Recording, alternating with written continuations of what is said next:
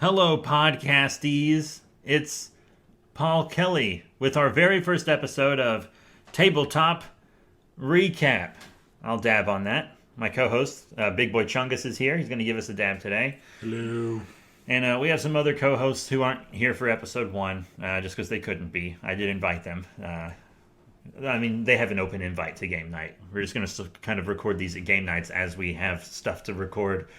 But our other co-hosts are Karen, the Manager Slayer, and Matty Matt. And then you, Big Boy Chungus, and me, Paul. Mm-hmm. But this is Tabletop Roundup. If you didn't hear the Zero episode, we're basically going to tell funny stories from our tabletop gaming experiences.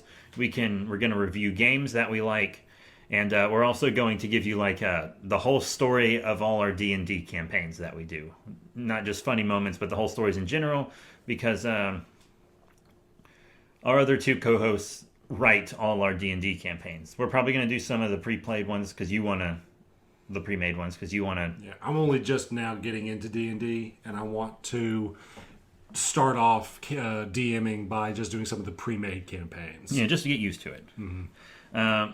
But Big Boy Chungus here actually had a great idea, and that was to talk about what got us into tabletop gaming in the first place. So I'm actually going to let you go first since that was your idea. Okay, so I first started getting into gaming in high school as far as tabletop goes. When I was in elementary and middle and high school early on, I was mostly into video games. Kind of a hermit, played those exclusively and did a little bit of the online stuff when that was still kind of a novelty. But when I got into high school, I really wanted to get into D&D. But because of my school schedule, I could never make that happen. The D&D group would always get together, and I could stick around for a little bit of the intros, but then I would have to leave for sports or something like that because my parents wanted me to be active. So basically you just got to watch people play, basically. Yeah, and this was back before 5e came out, so fourth generation was around its... I don't remember because I was in that club too, but I didn't run the campaigns. I just played half elf cleric for life. I think 5e came out in 2013, so this would have been 2012. So it would have been the twilight of... It would have been the one before that then. Yeah. So I didn't really get into it then, but then something just... All I remember was you took me over to Comics Plus, and that was the first time I ever went there, and they had just this huge selection of everything you would expect at a comic book store. And I kind of got a taste for that kind of stuff. And then I really got into games when I subscribed. Yeah, this is going to sound really bad too. There's a really heavy storm going on, but this is the day we have to record it. This is just the only day we can get together and record. So yeah. And so I got into comics and pop culture in the comic book setting then, but I wasn't really into tabletop games. It wasn't until I subscribed, and some of you guys will hate me, some of you guys might, say, oh, that's cool. I subscribed to Game Grumps. And one of the... Just kidding. I've never watched them. I don't know anything about them. Shout out to Danny and Aaron. And they had a side thing on this website called Polaris where they and all the other Grumps and co-hosts and everything of that show would just play tabletop games. And that's where I learned the rules to a lot of the games that I like now. That's where I heard about them. It was almost like an advertisement that I would just sit down and watch. And after that, I saved up money and I started collecting them. I got King of Tokyo was the first game that I ever got. Ooh, love it. Love that game. Betrayal at House on the Hill.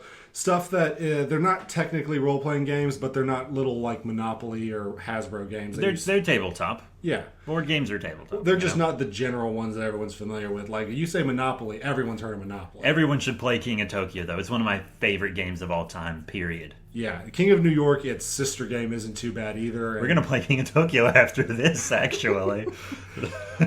So I started collecting games over the course of the year, or over the years, and I got you into them for some of the ones that I had. A couple of our other friends who kind of got the bug started getting some of the stuff that I didn't have, and we just kind of shared and pooled our resources. And as the years went on, I went to college and everything. So because of my budget, obviously, I wasn't investing in board games and tabletops as I used to. And you had gaming club, though. Yes. That's actually when I started getting more and more into Magic the Gathering. Now, I started playing Magic when I was a junior in high school, there was a small group at the high school that I went to who played every day.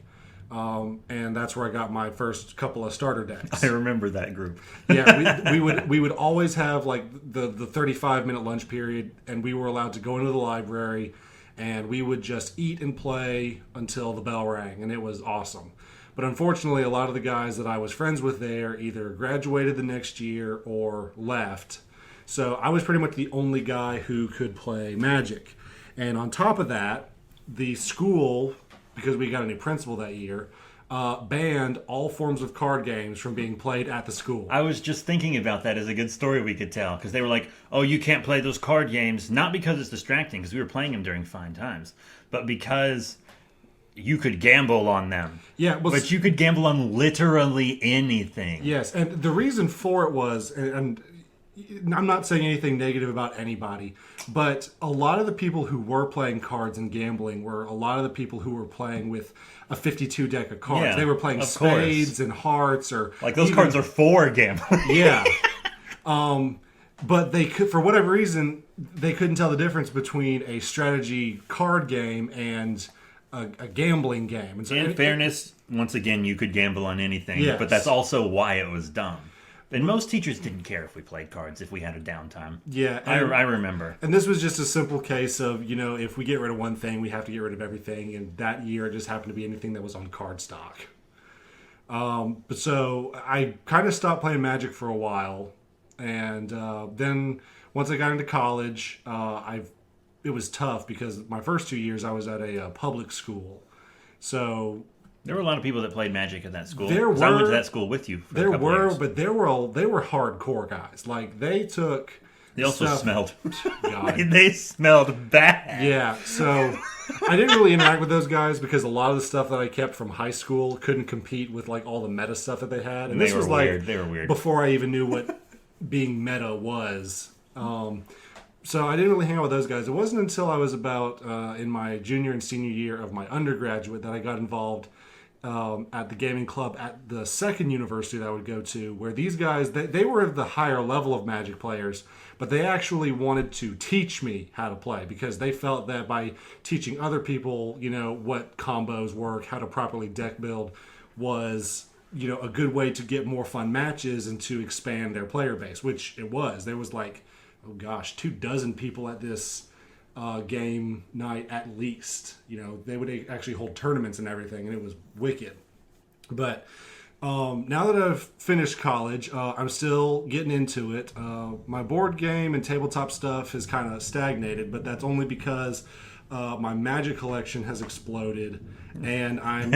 That's a very good descriptor for that. Yes. You have a lot of Magic cards. And on top of that, so has my Dungeons and Dragons interest. I mentioned earlier that I wasn't able to get into it in high school because of my scheduling, but I was always interested in it because it's like the granddaddy of all strategy and tabletop games. And you introduced me to the rules, and our other two co-hosts who aren't here, they showed me the ropes.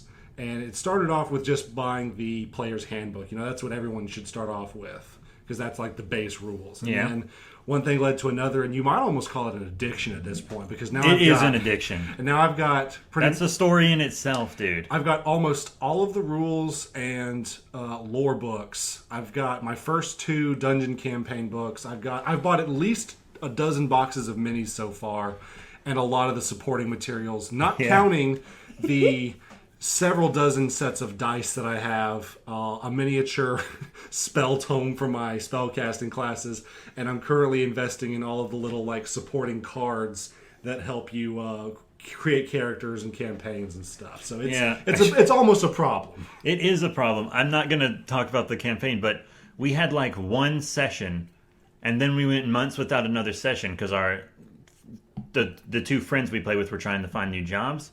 And they didn't have the time, and they have to be out of state a lot, and et cetera, et cetera. That's Maddie, Matt, and Karen, right? Yeah. And so, while you were waiting for our second campaign ever, you were just buying tons of D&D stuff. In addition to that, I was also doing homework. I swear, over the 2 months where we didn't play any games, And we'll get into more of this when we actually sit down and have a D&D podcast. Yeah, we're gonna do the D&D episodes when we're together as a whole group, which will be soon because they've found they're settled. I started studying how to play D&D like it was a class that I was preparing a final for. He wrote a thesis. I don't know who for, but he wrote a thesis. I actually did start writing my own campaign even before I knew how to write a campaign. Yeah, you hadn't even played a campaign yet, and you were writing your own campaign. Yeah, I was was explaining this fishing mechanic to me, and I was like, maybe wait. Yeah, maybe wait a little bit. Yeah, and so I was super excited and stoked, and you'll understand why I spent so much time doing that research when we talk about our first D&D setting with our other two co-hosts. Yeah, hopefully that'll be... The next episode is either going to be all four of us talking about D&D or just me and Karen talking about her stories, because I already have one kind of set up to do with her as well. But so that's my history and my story of how I got into tabletop, trading cards, and D&D since high school. Yeah, well, mine's not going to be 11 minutes like yours was, but... I'm just better at telling a story. Well, it's a podcast. Most podcasts are long. I'm just yanking your chain. I'm not upset. Buckaroo. I'm not upset. Then why is that gun pointed at me? I'm just kidding. Don't give me a list. It's a goof. It's a goof, I know, Dad. I know. Okay. This is the first podcast I've ever done, by the way, so... Yeah. I hope I'm not making a fool of myself. No, you're great, man. You're great. All you got to do to make a podcast in the modern area is be chatty. I can do that. Yeah, that's it. That's I all you gotta do. can't vouch that anything I say is going to be competent, but Yeah. I can do that. Well, I mean, it's definitely not going to be competent. But So tell us how you got into tabletops and games. yeah, so it's a pretty Gucci Gang story. It kind of a little bit just stemmed out of other hobbies I had. Because I'm an action figure collector. Like, we're actually sitting next to some Power Rangers that I just got. I just got like 3 new Power Rangers because I'm sick in the head. But so kind of wanting to get miniatures kind of stemmed out of the action figure collecting thing. Mm-hmm. So I started collecting Star Wars miniatures, but they were part of a game, so I was like, screw it, I'll play the game. And to this day, it's still one of my favorite miniatures games. I'm a big fan of miniatures games where you get to build your own team, like Star Wars miniatures and HeroClix and things like that. I remember in high school, didn't you Mage also play... Knight. I was going to say Monpok. Yes, Monster Apocalypse. That game's really complicated, and that game like ended, and now there's a new version that's not near as cool. It's basically the same game, but I actually made a whole video about why I don't like the new one. I literally only played it once, and it was that time way back in high school. I don't even think I remember any of the rules. Yeah. I just remember that there were cool figures that you moved around a map, and they had these really dope special abilities. Yeah, I'm a big fan of miniature strategy games. So I really like Star Wars miniatures, and that kind of spun it out from there. And then the D&D club in high school that he mentioned, I also joined that. All my other friends joined it, and you know what? I would jump off the bridge, and I did. So I jumped right off the bridge, right onto the dungeon, right into a dungeon. And I loved that. My character from 2010 that I got at the beginning of our first 2010 D&D session is still alive. He's so powerful that now one of our friends uses him as an NPC because I don't use him anymore. I have a new character who's a noble rogue. Quite the combination. That'll be explained later. But there was that, and then I've always loved Pokemon. And another friend of mine and I were like, we have all these Pokemon cards, why not learn the game? Why not just actually learn the game? And we still play it to this day. You and I play it all the time. You always kick my butt at Magic for the most part, and then I kick your butt at Pokemon for the most part, so we're like evened out. Yeah, I don't play Pokemon as frequently as I used to. I used to play it almost, if not more so than I did in high school, but I still collect the cards because like the rare ones have such beautiful artwork. Pokemon cards and Dragon Ball Super cards have the most beautiful art. I mean, Magic art's really cool because every time I play against you and our other friend, I'm always, the whole game I'm like, whoa, that art's cool. Let me see that card. And I don't even read it. I just look at the art. like that crocodile he Yeah. played earlier today. I was like, whoa, that's cool. Look at that. Wow, I'm a child. I don't read the cards. I just look at the art. Well, that's kind of like what I am with Pokemon. I mean, I really don't. I'm not as enthusiastic about it as I used to. I even downloaded the online game just so I could get into it, but it's kind of run its course for me. But I still love the EXs, the GXs, the new V cards that are coming out for Sword and Shield. Those, Yeah, I don't have any of those yet. the textures and the foil work, it's all just amazing to me. So even if I don't play the game except from time to time, I'm still going to look for those really rare and really beautiful cards. Gucci gang. So sorry, continuing what you were saying. But yeah, so just those 3 games kind of combined, and I was like, hey, I like games, which was real interesting to me because, like, I'm not a big video game person at all. I am. I almost never play video games. Well, every week when I walk into your place for our weekly game night, you're always playing a video game waiting for me. but yeah, I barely ever play video games ever. Maybe we should do a video game podcast one day. I already have 2 podcasts. Do your own. Fine, I will. I need a mic. Can I borrow yours? Yeah, I'll help you make it. I don't care, dude. It's all good. Or, if we run out of content for this one, we could always just start talking about video games and sell out. But Sure. That's basically me. Because then, he had all these board games, as he said, that he was buying. And I was like, yeah, let's keep doing it. And then we kept doing it and kept doing it. And now we have a weekly game night. Yeah, I finally got a situation where I'm at right now where I actually have my own game room. Like, that was something that I wanted for a long time, was just have a space dedicated to social gatherings and games. Yeah, that's where we are right now. You have like a desk just full of game stuff. Yeah, it's still a work in progress. I need shelves and I need vertical wall space to store everything. This is like the perfect table for it, though, because it's one of those tables that like extends, but it's a real nice like dining table.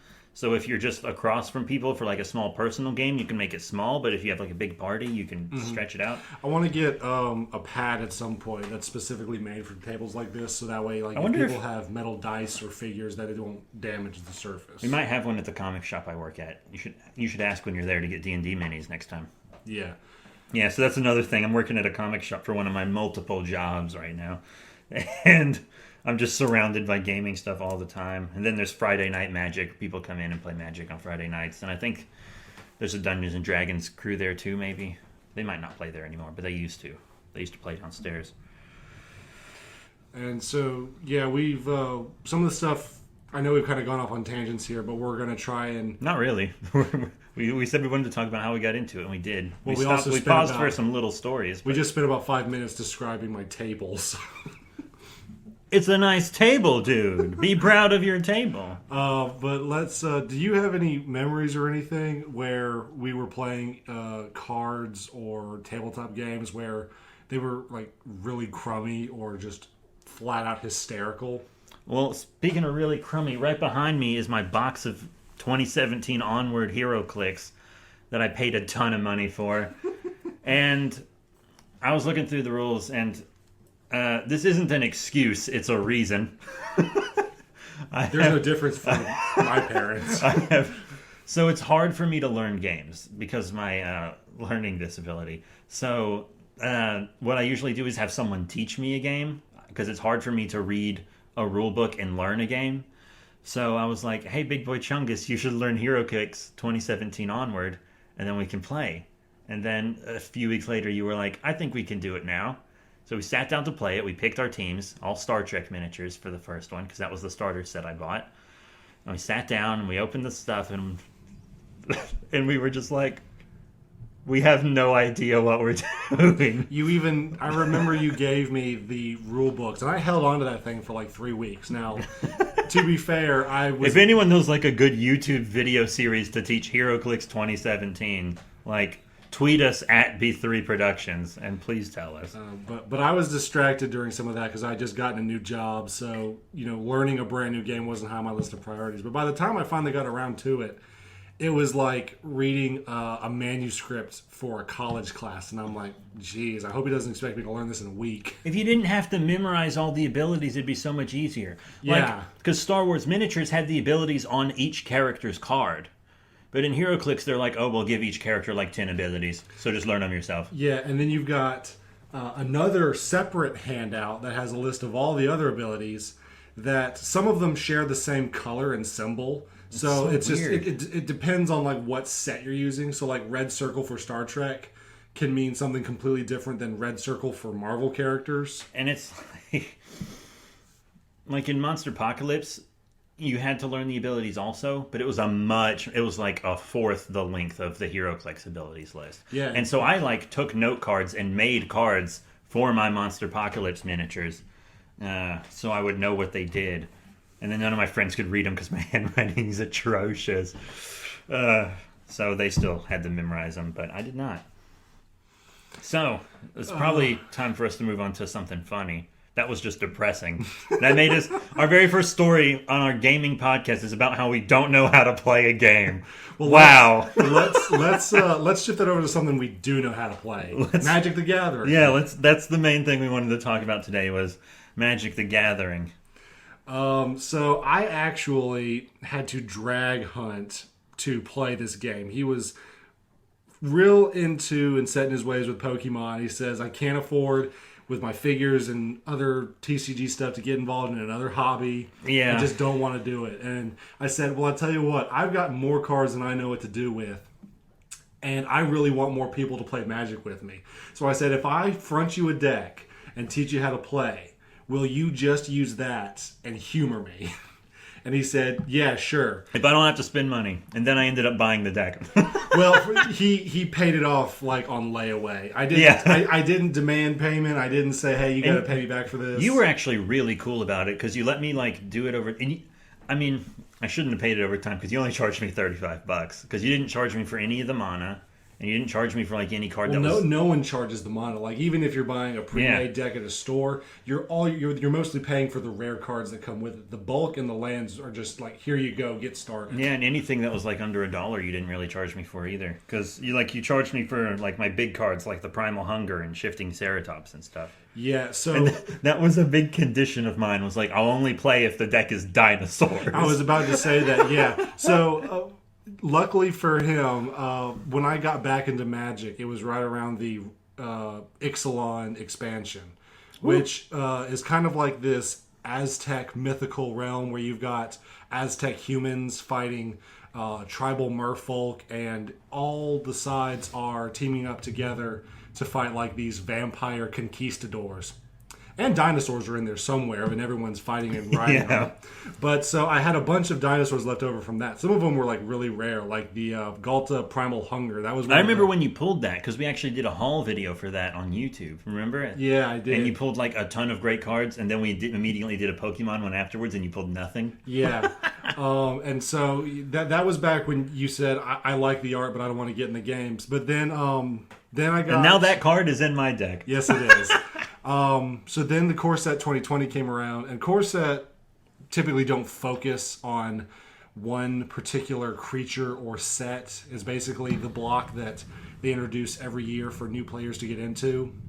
And you saw some of the dinosaurs like Shifting Ceratops. Yeah, there's some kind of raptor thing too, I think. Yeah, and you and your love of dinosaurs, you say, okay, if I agree to this, you have to make the dinosaur deck. And I said, I was like, I want Shifting Ceratops. And I want Galta the Primal Hunger, and then you can throw anything else you want in there.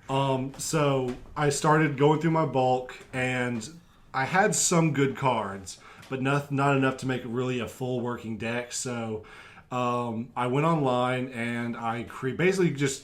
Because I needed some other cards for my other decks, too, because I wanted to have a large selection, both for me and my friends to choose from, if push came to shove. And I went online, and I found some really good... legendary dinosaur cards for a white and green deck that, like I said, they were really cheap, but they were also very effective. Like Zedalpa Primal Dawn is like your big boy, your poster child for the deck. Yeah, I never get to play him. Yeah, because it's... Oh, I only got one in there, so he's hard to get out. Yeah. But there's also a curse. If I pull him in my first hand and I don't mulligan that hand, I lose. Every time. Well, that's usually how expensive cards on the first draw work. And then you've got the Awakening Sun's Avatar, which is... For what he does, you kind of need him, but I don't wish that his his cost. Sometimes you regret putting it in my deck. Well, he's good. He's a 7/7 dinosaur with basically the ability says you can destroy all. When Waking Sun's avatar enters the battlefield, if you cast it from your hand, destroy all non-dinosaur creatures, and that has straight up turned games around for me. Yeah, when you get that out, you basically win within 1 or 2 turns. But it's that was that 8 mana cost to play it. Yeah. 3 whites and then 5 of anything. So I accumulated these rare dinosaurs, and I started looking at some red ones and multicolored ones to see. I'm glad you didn't make me a red one, because that's not really my play style. Well, red, green, and white are really 2 really different styles of gameplay. White typically focuses more on healing and enchantment buffs, whereas green focuses more on aggro and creature buffs. And then red can be a lot of things that's just chaotic, and so the synergy can be kind of tough when you don't have the monsters working together. So I figured, green and white synergize pretty well with both of them focusing on buffs. So what I did was I got rid of the red cards I had set aside, and I focused on just green and white. And I looked at the cards that were big beefy boys. Big old beefy boys. I focused on some lower level monsters to get you started with your opening hands. And so far, your go-to guy right now is the Snubbern Sentry. Yeah, he really helps me out. He's a 1-drop 0/3 dinosaur, so he's great for blocking early on. And then if I have 10 permanents on the field, then he gets +3/+0. Yeah, so he basically becomes a 3/3 by the mid game if he stays alive. But I also have a planeswalker that can make them do damage for their defense, so he can just do 3 damage with 0. Yeah, Huatli. I love that card. You have to run at least some kind of Huatli in a dinosaur deck. Yeah, all her art has dinosaurs in it, especially if it's from Ixalan. But so I finally figured some synergy. Oh, and to kind of counter some of the high mana costs, I found some cards, which is one of the reasons why I wanted you to have Galta, that focus on mana ramping or reduced mana costs. So Galta. Almost pretty much every time I play Galta, the Primal Hunger, I win. So he costs X less to cast, where X is the total power of creatures you control. So there have been times I've straight up played him for free. Well, you can't, because you have to pay at least 2 green mana. But I don't have to. I said that's why I said basically play him for free. I know for a fact you've got one dinosaur that has 6 health, and there's another that has right at 4. So as long as you have both of those on the field at the same time, you can basically play him for almost. Today free. I played him for 4, including the 2 green. But he also has trample, and he's a 12/12. Which is insane. And then you also have Goreclaw Rage. The bear that boosts. Yeah, it's Goreclaw Curse of Quilsal or something like that. When it attacks with other things, it boosts them. Not to mention that it has a passive ability where all creatures with 4 power or higher cost 2 less mana to cast. Yeah. So I was really focusing on big beef boys that would be able to be played somewhat cheaply. Not like super cheap, but at a reduced cost to increase playability. And you did throw a couple of those shifting Ceratops in there. Yeah, it's crazy good. Those are great mid-range cards, considering that it has trample, protection from blue, which... Yeah, because it can't be countered. It can't even be countered. My blue mech deck can't compete with it because, one, you have anti-enchantment cards and anti-artifact cards, but also half that deck is blue. And then you have an ability that allows you to choose from 1 or 4 basic abilities, being haste, reach, trample, or what was it? It's haste, reach, and trample. Oh, okay, so 3. Yeah, sorry, I thought there was one more. It's all good. I'm the one that plays it, not you, right? So, that's a very versatile card. So I had to have that in there. And then a card that gave you endless amount of grief today from both me and our other friend, because we were both running it. Growth Cycle, which is an instant. Target creature gets +3/+3 until the end of the turn, and then it gets an additional +2/+2 until the end of the turn for each growth cycle in your graveyard. Mm-hmm. So we'll just pile those on, and you regret it every time I play these. You regret building this deck. But funny, that's a good segue into a certain story. Yes, it is actually. Frogify. Speaking of cycle of growth, or growth cycle. So this happened a few weeks ago. I feel several weeks ago. This room wasn't even put together yet because it happened out there. Yeah, that's right. So I had recently gotten into the Throne of Eldraine set. This was the latest set that had come out for Magic, and It looked really cool because it's based on all of the Grimm fairy tales, which I love as a story. I might make a D&D campaign that focuses on that myself. But I got into it, and the first thing I bought was the Oko Thief of Crowns starter deck. Now, Thief of Crowns isn't the exact one, but it's like the pre-made Planeswalker deck one. And it comes with a card called Frogify. Now, Frogify, if anyone plays Hearthstone, it's similar to Hex, where you cast it on a creature and it removes all stats, health, power, any active abilities, and turns it into a 0 power, 1 toughness frog. I thought it was a 2/2 frog. 0/1, because it's basically useless.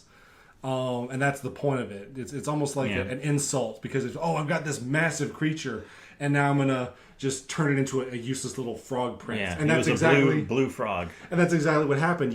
I played Galta Primal Hunger for like 3 mana. Yeah, that's my 12/12 Dino Boy, and then you immediately frogified it. So yeah, so I'm having my little moment. I'm like, haha, he's now a little frog. He retains all of his memories from when he was a big giant T-Rex, but now he's this sad little amphibian. And by 2 turns later, you've played like 3 of the 4 growth cycles that you've had in your deck. No, yeah, because I won like 2 turns later. Yeah, so over the course of the game, he's been using these growth cycles, and their buff stacks the more you have in your graveyard. So the more you use it, the more powerful you become. So now you've got this Tyrannosaurus who is turned into a frog, who is then now back to being as strong as a T-Rex because he's got like 3 growth cycles already in the graveyard, and this frog is now like 7/9 in attack and power. Yeah, so I just buffed the frog to the point where it was as strong as the Primal Hunger originally was. Yes, and then it was. And then I just knocked you out. And then I just Oh beat my you. god, that was... I remember we laughed so hard because... It's my favorite victory of all time in Magic. That's like the Joker meme. You get what you deserve! I still need to see that. God, I love Growth Cycle. It just works so well. But we have some other funny moments too. Like I recently, speaking of Throne of Eldraine, I recently created a giant deck. I went online and I saw that there was a deck that wasn't too expensive to look at, and I didn't mind getting some of the extra cards for it to make a red, green, and white giant deck. Kind of like what I wanted to do for Hunt's Dinosaurs, but it's giants from fairy tales. And there's one card in there, I have 4 of them, but it's one card that does the same thing that your Wakening Sun's Avatar, the board clear, does, but way cheaper. Yeah! Mine costs 8. Yours cost like what, 5? Yeah, so basically, for those of you who don't know, the Throne of Eldraines have a very new mechanic called the Adventure. And basically, various creature cards have a secondary ability where for the adventure cost, which is located in the lower left-hand corner of the card, you can cast an instant or sorcery spell ability. And then you exile that card. Well, you can then, while that card is in exile, play it for its standard summoning cost found in the top right corner, and play it as a regular creature. And of course, it might have some extra abilities when you do that. But there's this one card called Realm Cloak Giant. Beautiful card if you get its promo alternate form, by the way. Art. But it has an ability where on your turn for 5 mana, you destroy all creatures that are not giants. And I think the reason why they made it 5, because that's really cheap for a board clear. Yeah. Is because in Throne of Eldraine, there's lots of giants for all the different colors. So everyone is going to have at least 1 or 2 giants on their side of the field. But for like when we play it at our game night, you don't have any giants, and our other friends who come over, they don't typically run giants, or they aren't familiar with Throne of Eldraine. So it's just devastating. It throws whole group games off balance. Yeah, and to segue into another story, your brother actually came and hung out with us for the past several game nights. And he played the Giants deck, but he really wanted to play your Elemental deck, because Big Boy Chungus's Elemental deck is his deck above decks. Yeah, that's my masterpiece from being an apprentice MTG player to I won't say I'm a master, but I'm the most experienced at this point. It's my magnum I wouldn't opus. say I'm a master, but I am better than everybody else. Okay. Absolutely. I understand how that sounded pretentious. It's my magnum opus. It's my best work personally, and I'm very proud of it. Like my ice deck in Pokemon. Yeah, I still, even though my decks use cards that are more recent than yours, your ice deck from, God, what is that, 6 years ago? My ice deck is from Gen 6. We're on Gen 8. Yeah, and it's still and it's still crazy just good. a whoop. But so the way the elemental deck works is it's a tribal deck. I'm very much I have an affinity for tribal decks, and the cards basically all play off one another. If you ever played like Murlocs and Hearthstone, each one buffs or has abilities that play off of each other. It's like the closest thing to a sliver deck you can get without being a sliver deck. But so, yeah, my brother came over and I let him choose from any one of my decks because he plays Magic too, but he, like me, doesn't have a lot of time and extra funds to invest. So I have no. He also forgot his Magic decks straight up. He has Magic cards. He just didn't bring them. I didn't want to bring that up, but okay. So he said he wanted to know if he could play the elemental deck, and I said, sure, go ahead. And that's not what you said. Tell him what you said.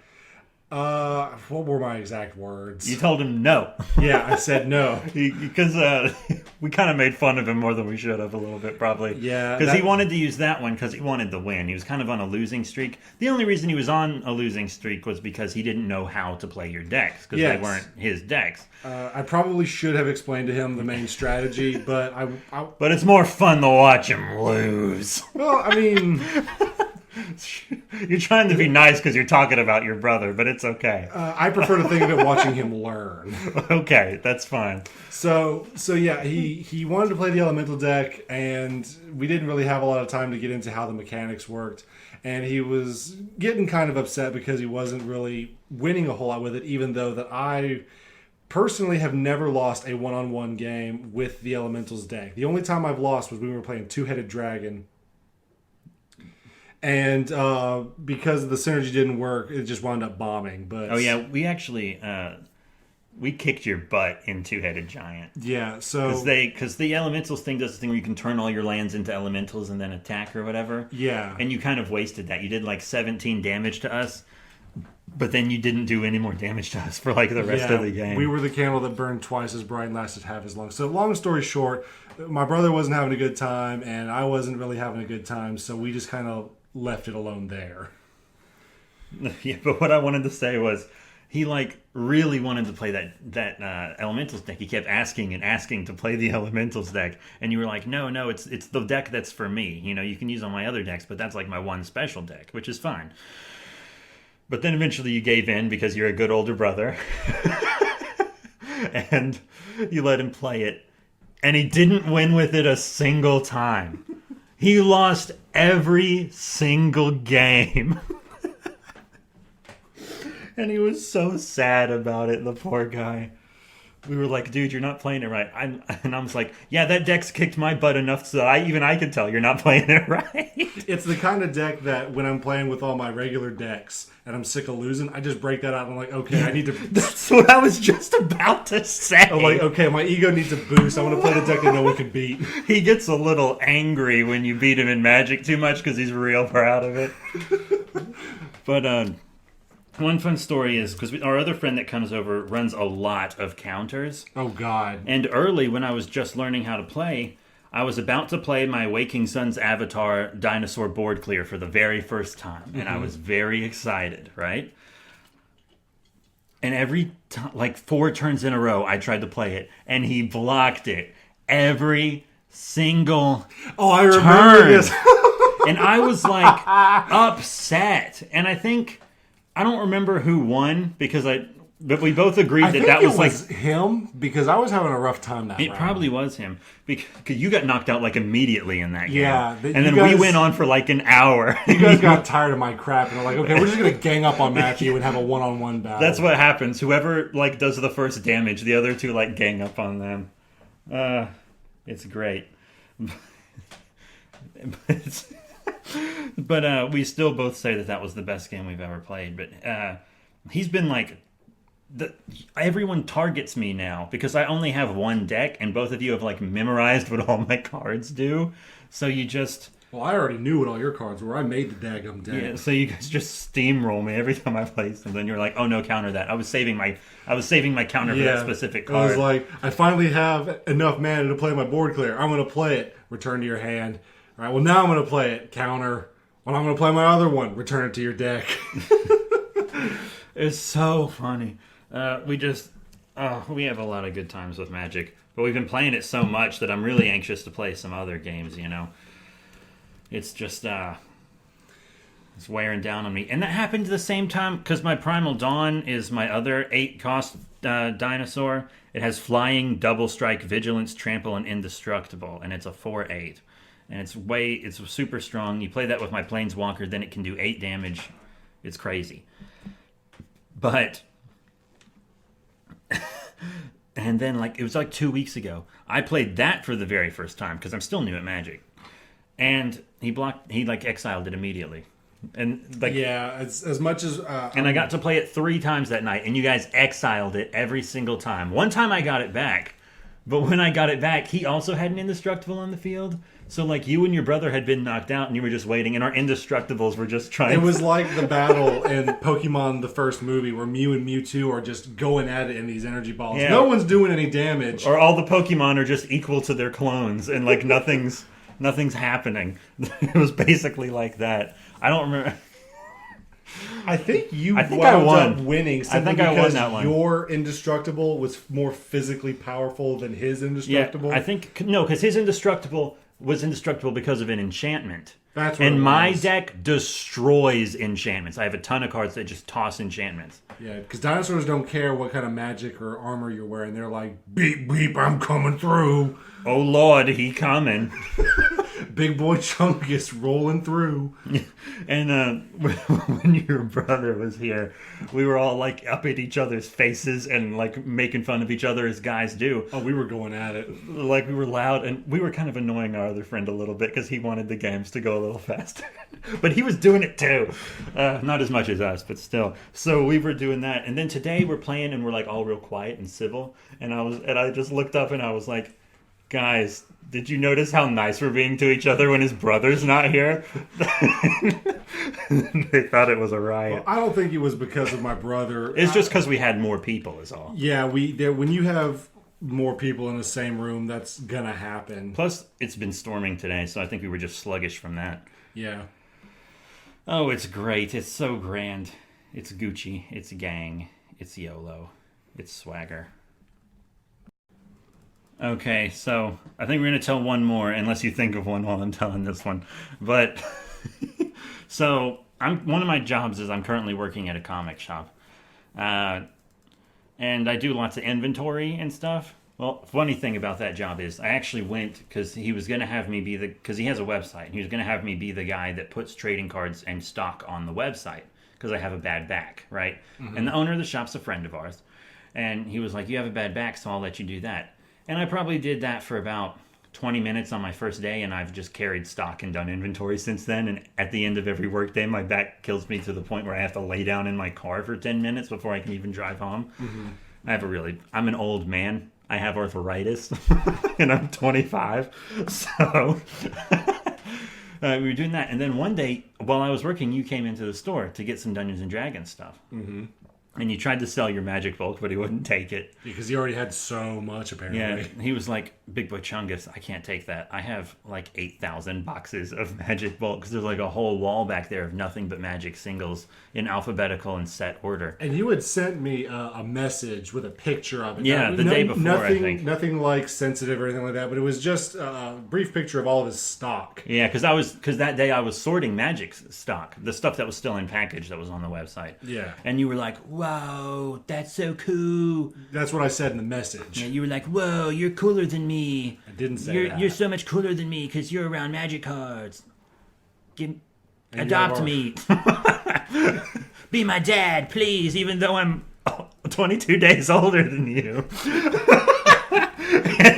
So You're the one who has arthritis. Who's me and who's dad? I also have gray hair and a hunch. Yeah, but the gray hair is like Hal Jordan, so it's cool. Yeah, so it's cool.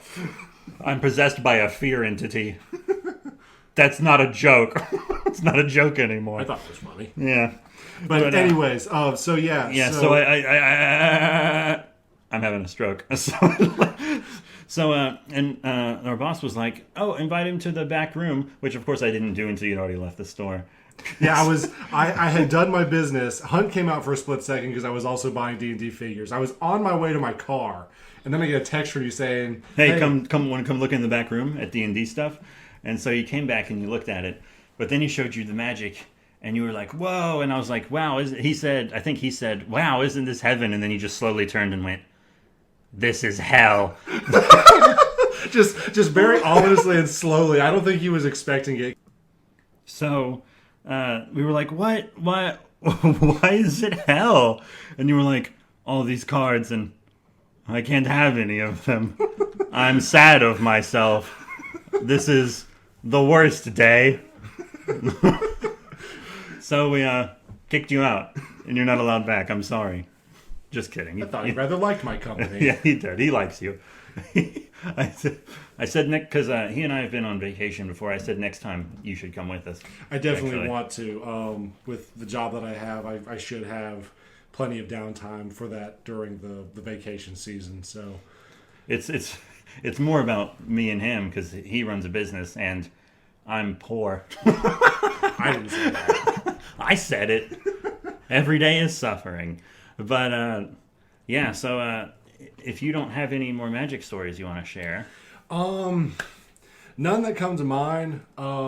We've had our fair share of chuckles with the game, but nothing that is like super noteworthy. Or Lots of stuff is inside jokes, like the golden goose. Oh yeah, we'll have to explain some of our memes down the line. Yeah, the golden goose, the trading card goblin. We've got some inside jokes. We're actually going to start the next episode off with an inside joke, which we will explain in our D&D podcast. Yeah, so subscribe. Wait for the D&D because the D&D episodes are easily going to be the best ones. When we have Karen and Maddie Matt here, they slay. They're great. So that's it for today's podcast. Thank you all for tuning in. I'm very glad I get to do a more casual podcast like this because my other podcast is like an audio drama, which takes a lot more work than this one does. So subscribe to our podcast, Tabletop Roundup. Subscribe to my other podcast, Toku King, if you're into like Power Rangers and Kaiju and that kind of thing. And that's it. Would you like to say goodbye? Anything? Goodbye. Goodbye.